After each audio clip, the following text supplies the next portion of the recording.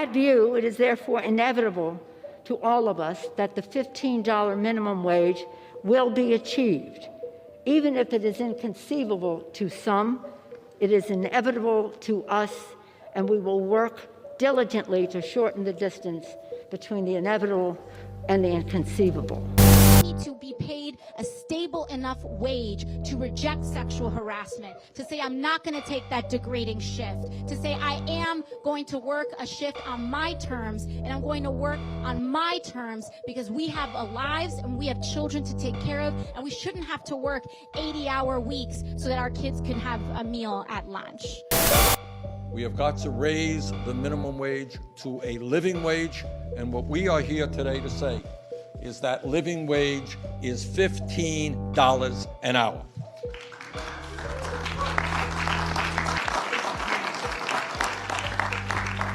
Now, I know it is a radical concept. So I also support what we need to do, and I'm an advocate for it. I was actually marching with folks in Vegas a couple of days ago, picketing McDonald's, about what we need to do to lift up the minimum wage to at least $15 an hour, but a livable wage for folks. I'm Joe Biden. It's time we had a $15 an hour minimum wage so families can earn a living and get ahead. As president, I'll make sure we get it done. I approve this message, and I can't do without you. So join me. The programs that are labeled as being for the poor, for the needy, almost always have effects exactly the opposite of those which their well-intentioned sponsors intend them to have. As an example, what are you referring to? Let me give you a very simple example. Take the minimum wage law. It's well-meaning sponsors. There are always in these cases two groups of sponsors. There are the well-meaning sponsors, and there are the special interests who are using the well-meaning sponsors as front men. You almost always, when you have bad programs, have an unholy coalition of the do-gooders on the one hand and the special interests on the other. The minimum wage law is as clear a case as you can make. The special interests are, of course, the trade unions, the monopolistic craft trade unions in particular. The do-gooders believe that by passing a law saying that nobody shall get less than $2 an hour or $2.50 an hour or whatever the minimum wage is, you are helping poor people who need the money. You are doing nothing of the kind. What you are doing is to assure that people whose skills are not sufficient to justify that kind of a wage will be unemployed.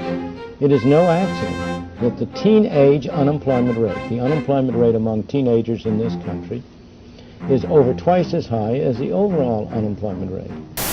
The problem with minimum wage, and the reason it's economically ignorant, is because competition in wages leads to lower wages, right? That's what it does. Just as competition in products leads to lower prices for the products. You artificially increasing the price of labor, all that does is it cuts out the profit margin, and it means that somebody is going to have to be fired, right? This is every time minimum wage is tried. There is, if you get rid of the confounds, there is a net loss in employment because. As we all know, if you only have $30 to spend on your employees, and right now you're paying them each $10 a head, if you'd raise that to $15 a head, you have to lay somebody off, right? Somebody has to get fired. Beyond that, it's pushing up the unemployment rate, particularly among the people who need those part-time jobs and those low-wage jobs. The people who disproportionately staff part-time and low-wage jobs are young minority folks. It is fundamentally immoral for you to come in and tell somebody that they are not allowed to make a free and binding contract. Okay, no one is being chained to their grill. If somebody doesn't want to work for that wage, they can leave, right? And who are you to tell the 17-year-old black kid who wants to work for $7.50 an hour that he is forbidden by law from taking a job at $7.50 an hour? Who are you to do that, right? This makes you a totalitarian. It's a totalitarian rule. Turns out that before the minimum wage, a black teenager was more likely to have a job than a white teenager. Why? Because a black teenager would market lower wages. I worked for less money than this white kid would. His cost of living was lower. So black kids were able to market their skills lower than a white kid. All of a sudden the law comes in, designed by the way by white racists, because they were tired of these unskilled black teenagers taking jobs away from other white teenagers. So all of a sudden they put in a minimum wage telling people, you got to pay here. Well, this guy's willing to work here. Sorry, you got to pay here. Well, if you're going to pay here, you can get some white people to do that. And so for the first time, white teenagers began to have more jobs as a percentage than black teenagers. It had the opposite effect that most black people today, left-wing people today, think it has. So you have Hillary and Obama all raising the minimum wage, having no blooming idea how much damage this is doing to the very people they claim that they care about.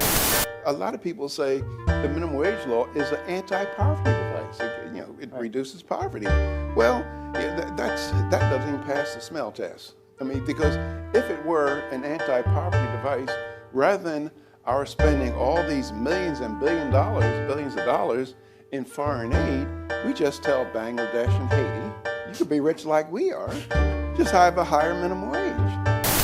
Some cities have already tried this. Seattle, LA, San Francisco, and what we've seen is employment has actually decreased in those cities. Many studies back this up.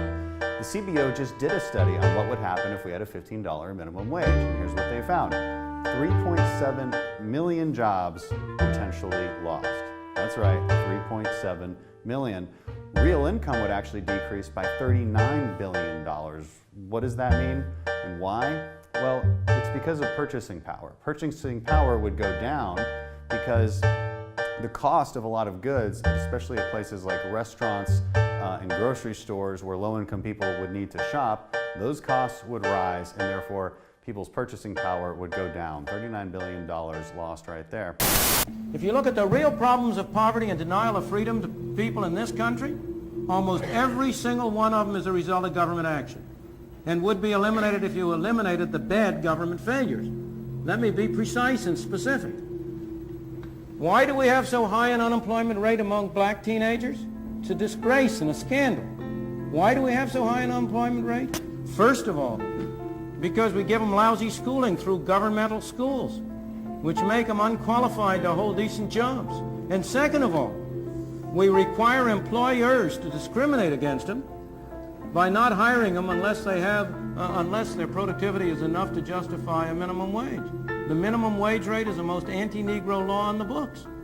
And it's an anti-Negro law because it precisely, having first not enabled the young blacks to have a decent schooling so that they can have productivity, we next deny them the on-the-job training that they might get if you could induce employers by being able to hire them for relatively low wages to give them on-the-job training that would make them qualify for higher payment and higher productivity.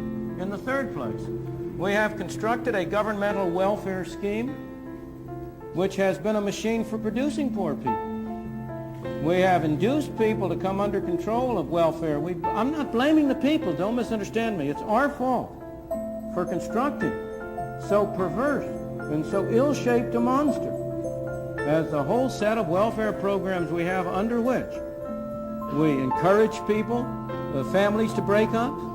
We encourage people to move from one part of the country and come to another, under which we have, in effect, made many people poor. Racist unions in South Africa, they are major supporters of the minimum wage law, or the rate for the job law, they call it there. Now, their stated intention behind their support for the law goes something like this, and I'm quoting a fellow named Gerrit Bierke of the construction trades union. It's a racist union that would not allow blacks in as members. And he says that government apartheid laws are no longer protecting the white worker from competition with the black worker. And in the face of government not doing its job and protecting the white worker, we should have equal pay for equal work laws, or minimum wage laws.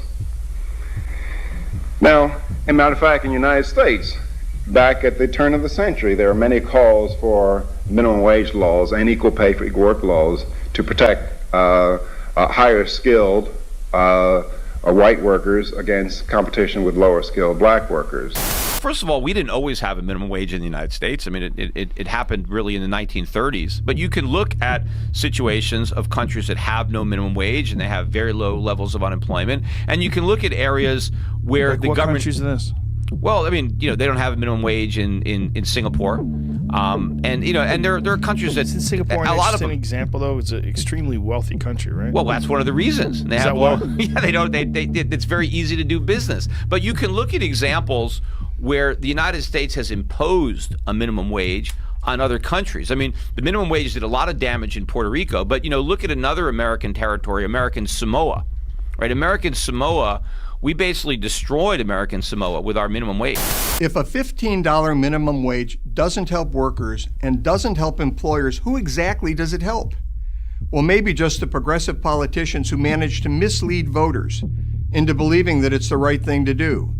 Sounding caring, compassionate, and concerned is all well and good, but having a job is better. Minimum wage laws prevent transmission of knowledge of labor available at costs which would induce its employment. By misstating the cost of such labor, it causes some of the labor to be unemployed, even though perfectly willing to work for wages which others are perfectly willing to pay. The term minimum wage law defines the process by its hoped-for results, but the law itself does not guarantee that any wage will be paid, because employment remains a voluntary transaction. All that the law does is reduce the set of options available to both transactors. Once the law is defined by its characteristics as a process, rather than by its hoped-for results, it is hardly surprising that there are fewer transactions, that is, more unemployment, with reduced options. What is perhaps more surprising is the persistence and scope of the belief that people can be made better off by reducing their options. In the case of the so-called minimum wage law, the empirical evidence has been growing that it not only increases unemployment, but that it does so most among the most disadvantaged workers.